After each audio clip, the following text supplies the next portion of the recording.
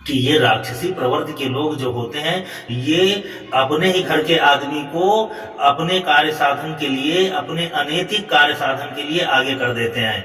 अब आप देखो कि हिरण्याकश्यप ने अपनी बहन को आगे कर दिया, और प्रहलाद को, चूंकि प्रहलाद भगवान नारायण के भक्त हैं, तो उनको नष्ट करने के लिए, उनको मारने के लिए अपनी ही बहन को आगे कर दिया, और बहन भी नष्ट हुई, अपना भी नष्ट हुआ।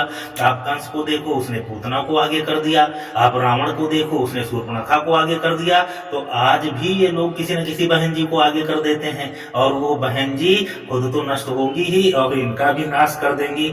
तो आपको परेशान होने की जरूरत नहीं है। आप भगवान की शरण में रहो, भगवान राम के साथ में रहो, रामा दल में रहो। रावण की सेना, कंस की सेना, हिरण्याकश्यप, ये सब खत्म होते जाते हैं।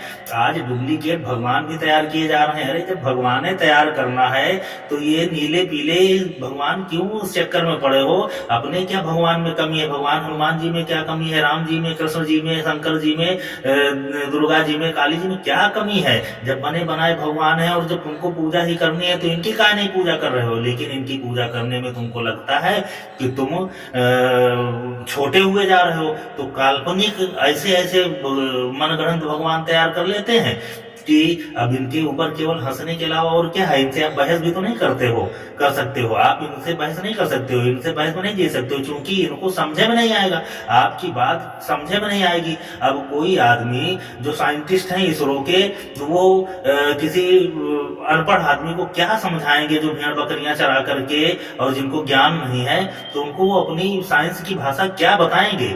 उसके लिए तो उनके लेवल का कुछ ना कुछ बात समझ में आए, वो आदमी चाहिए ना। तो आप इनसे धर्म की चर्चा भी नहीं कर सकते हो, क्योंकि इनको धर्म का धा भी नहीं पता है कि धर्म क्या होता है।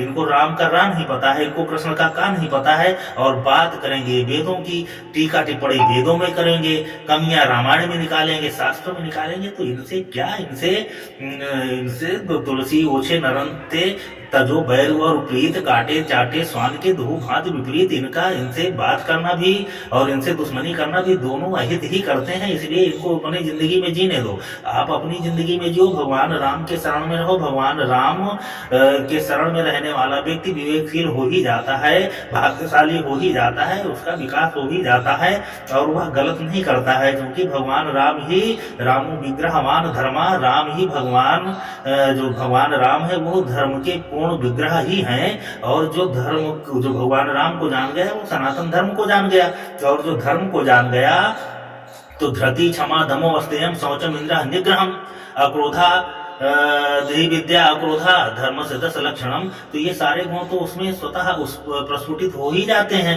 तो वो कभी अनित करता ही नहीं, वो गलत कभी करेगा ही नहीं।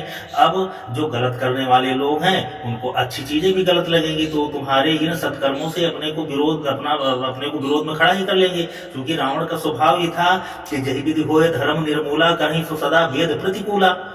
विप्रधेनु गोलक जहां तक पाऊं, नगर गांवपुर आग लगाऊं, माने नहीं विप्रधेनु गुरुदेवा, संतन से करवाऊं से। ये सब रावण के कर्म हैं।